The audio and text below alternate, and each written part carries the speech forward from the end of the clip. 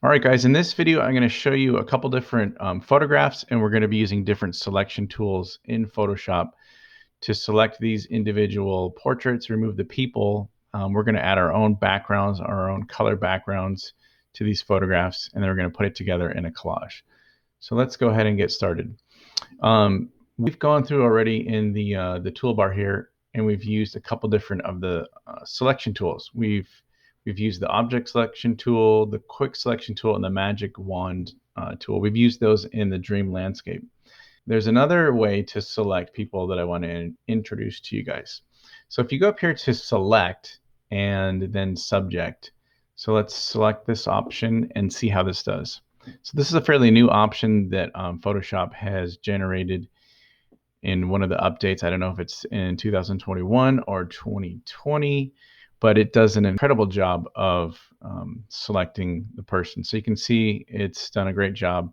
At this point, what we need to do is just put a mask on here, and you'll see that it removes that background really nice. And then we're going to add another layer. We're going to just put like a solid color behind her. So we need to add another layer, and now it puts that new layer up above her. So if we want this background to be behind her, we need to drag this down here. And then there's a couple options. You could either use the gradient tool and add a gradient to this, or you could even just go edit fill and select a color. So let's go to content and go to color, and you can select a color. There's even another option, which I'll show you. I'll introduce a new tool to you. If you click and hold down on the gradient tool, there's the paint bucket tool. And whatever your foreground color is set to, you just click on that on this layer and it'll fill that in as well. So those are three different ways we can fill this in. So we're going to leave it like this for the moment and then go on to the next photograph that I provided for you on the website. So this one, and again, we're just going to go through and we're selecting the people and we're just removing the background and adding in our own colored background. So okay, for this one, we're going to go do the same thing. We're going to go select subject, and let's see how well of a job it does. So it's just kind of using the AI. It's going through and it's selecting a man. It's doing a really good job. I mean, for those of you guys that are new to Photoshop, I mean, these things used to be so difficult, the tools that didn't do nearly a good job as this. So, all right, we've got a pretty decent selection here. Let's go ahead and just put a mask there. And then we're going to add our layer. Let's say we didn't add our layer. Let's say we just went over to the paint bucket tool or we went edit fill. What does that do? It's actually filling in on the mask. So that's not what we want to do. So we're going to go edit, undo that. Make sure you add a new layer. Let's just say I went and filled in. Oh my gosh, what happened to her? Well, I added that layer and then I put it up above her. So what I want to do is drag that layer down there. So I'm kind of showing you some of the mistakes that might occur. So let's go to our next image here. And again, we're selecting the subject. So we're going to go select subject. This should do a pretty good job because there's a nice separation between him and the background. So nice. Okay, let's just go ahead and add our mask. And we're going to add our layer. So let's say we wanted to add a gradient. And if you wanted to change up your gradient, there's lots of different colors, gradients that are provided. If you hold shift, you get a straight line. Okay, so that filled in. Now, just remember we have to drag this beneath him. Okay, so cool. And then for our fourth image, okay, so we have this this portrait of this couple. Let's go select subject. Let's see how it does.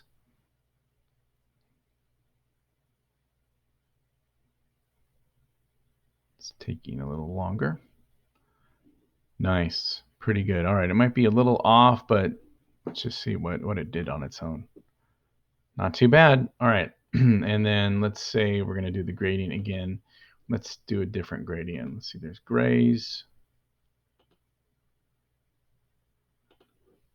Okay. So you could change, oh, look, I screwed that up. Okay.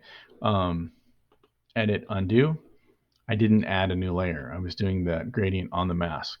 So you could do like your gradient at a diagonal. And again, we need to put that below. We could kind of leave it like that.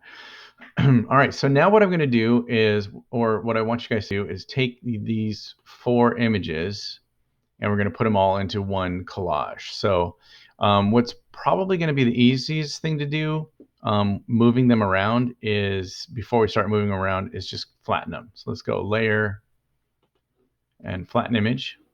Okay, so that way everything stays together. Layer, flatten image. And we're going to go this one, and we're going to go layer, flatten image. Maybe we need some color on this. Let's do a gradient on this one. Okay. Layer, flatten image. So now it's all just one layer. So I can just move them in to this. We're going to make a new document. We're going to go File, New. We're going to make basically a piece of paper. So you can see I already have that preset there. That's cool. It generated it. 11, 8.5, resolution 150, and then hit create. Okay, so it made a new image up here. I still have all my other ones over here. So let's go to this first one. I'm going to go to my move tool, which also your keyboard shortcut is V. Now it's important, I need to unlock this. So I just click on the lock, and now I can grab this image and drag it into Untitled 1. Let's see, it comes in there. It's pretty big, but it's not too big. So edit, transform, scale, or free transform is Control T. So Control T, and then I'm going to shrink this down. Okay, so I put in my first image here. Let's go get the next one here. So remember, I need to unlock it. I'm going to unlock it, and then I can just use my move tool and drag this over here. So that came in really big. Control T, and then I can scale this down. Okay, let's see. Things are starting to run a little bit slow, so I'm going to start closing these other ones out. I'm going to close these files. All right, let's go here. We need to unlock it, and then we're going to drag that into here, then we're going to let go. Okay. All right, let me get my next one. Okay, unlock it. Drag it into here. All right, so now we need to do a little bit of resizing here. All right, so I've gone ahead and I resized things and I positioned them how I like them. Here's your example. So you can see I've got my different layers there. I've used the different gradients. I brought everything together. At this point, I'm ready to turn this project in. So when you're ready to turn it in, make sure you flatten it and save it as a JPEG. If I was going to keep working on this tomorrow, I would just save it as a Photoshop file. I would just go File, Save As, and make sure that I'm saving it as a Photoshop file. But I'm done with this. I'm ready to turn this in. So what I'm going to do first is come over here, and actually I'm just showing you the layers. I'm just showing you I got layers here. I want to go up here and go Layer, Flatten Image. So it's all compressed. It's one layer, and then I'm going to go File, Save As,